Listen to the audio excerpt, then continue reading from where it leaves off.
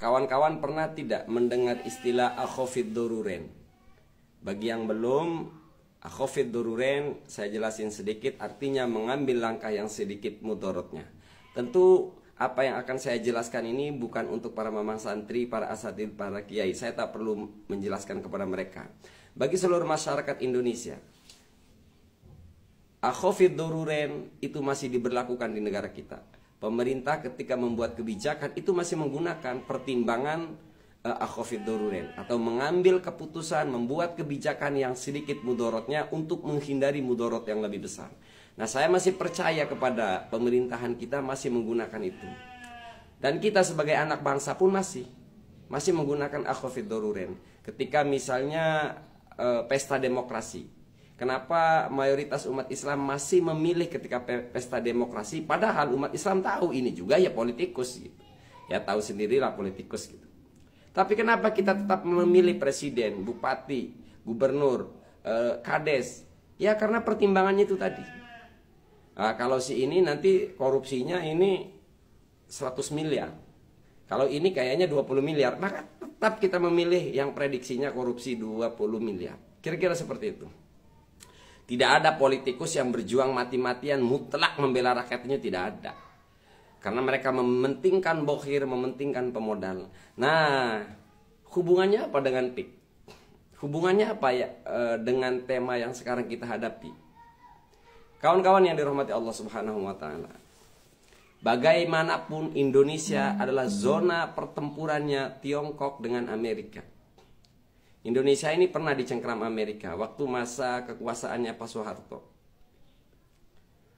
Saya tidak menganggap kedua negara ini akan berbuat baik kepada Indonesia, akan berbuat baik kepada umat Islam. Berdasarkan nas di dalam Al-Quran, walan taruddu ankal yahudu walan nasara hatta tattabi'a millatahum. Namun tetap kita harus memilih yang sedikit mudorotnya. Faktanya, ketika Amerika menguasai Indonesia, tidak sampai Amerika mengutus warga negaranya masuk ke Indonesia untuk dijadikan tenaga kerja. Jumlahnya tidak terlalu besar warga Amerika.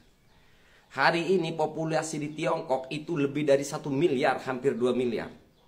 Makanya itulah kenapa sejak Tiongkok mencengkeram Indonesia, berbondong-bondong warga negara asing dari Tiongkok masuk untuk dipekerjakan di negara kita. Di saat warga negara Republik Indonesia banyak pengangguran. Bukankah itu faktanya? Lalu apa artinya, Maesa?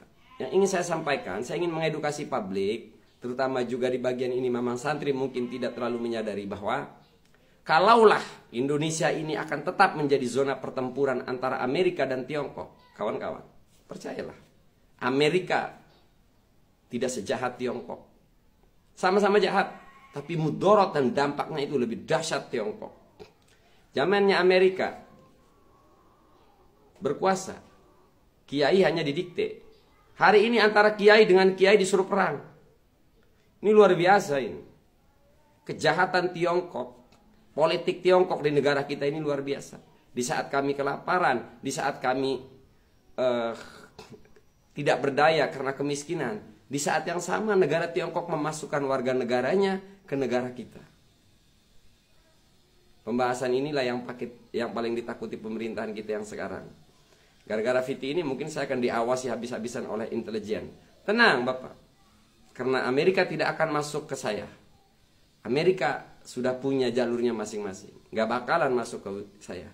Yang ingin saya sampaikan di sini adalah kesadaran Indonesia, kesadaran bangsa Indonesia. Bangsa Indonesia, ingat sebuah pepatah. Musuhnya musuhku adalah sahabatku. Jadi kalau kemarin curut keluar-keluar investor, hari ini buat para tangan-tangannya Amerika di Indonesia, gunakan kekuatanmu untuk melawan Tiongkok.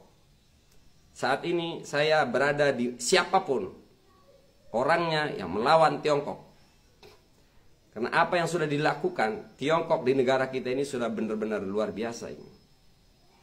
Jadi terus kemudian hubungannya dengan akhafid dururen itu apa yang bisa dilihat, Mahesa, misalnya yang mudah dicerna oleh masyarakat awam. Tadi masalah warga negara asing tadi. Saat Amerika mencekram Indonesia, tidak ada warga negara asing masuk besar-besaran untuk hanya dipekerjakan sebagai pekerja keras. Dalam satu masalah saja. Tapi hari ini yang terjadi, nah pemahaman saya ini, apa yang akan saya sampaikan ini tentu akan bertabrakan dengan kelompok-kelompok ormas hijau. Itulah kenapa zamannya Pak Soeharto itu ormas hijau itu kurus kering. Ya, kurus kering. Iya terjadi, saya ngakui terjadi ketidakadilan kepada para ulama. Abuya Dimyati dulu diawasi sampai pondoknya diduga sebagai kelompok telur asin. Saya masih ingat waktu itu ketika pondok Abuya Dimyati masuk televisi.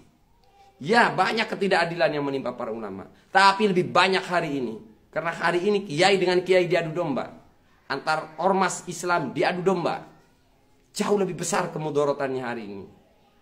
Maka sekali lagi buat para tangan-tangan Amerika di Indonesia, kerahkan. Kami akan mendukung kalian untuk melawan Tiongkok, politik Tiongkok di Indonesia. Dan buat Bapak intelijen tak perlulah mengawasi saya. Karena mereka nggak mungkin pakai tenaga saya, pakai pemikiran saya. Saya kira itu saja ya kawan-kawan yang dirahmati Allah Subhanahu wa taala. Amerika hanya mengeruk kekayaan alam, tidak sampai mencaplok wilayahnya ini. Hari ini yang dilakukan oleh tangan-tangan Tiongkok ini luar biasa. Jauh lebih keji dari apa yang sudah dilakukan Amerika kepada negara kita. Paham ya? Jujur kawan-kawan, dengan membuat video ini, dengan menyampaikan ini yang harusnya ini bersifat rahasia, saya menanggung risiko besar. Tapi semata saya lakukan, saya sampaikan demi melawan kekejaman Tiongkok di negara kita ini. Dan buat kader ormas hijau, saya akan tetap jadi oposisi ormas Anda, apapun resikonya. Karena seandainya Amerika masuk ke Indonesia, tetap Maesam tidak sampai jadi jongos. Tidak akan jadi jongos. Paham? Saya tetap akan jadi oposisi. Saya akan tetap jadi pengkritik. Bukan seperti kalian ketika Amerika mencengkram di negeri ini. Kalian kurus kering.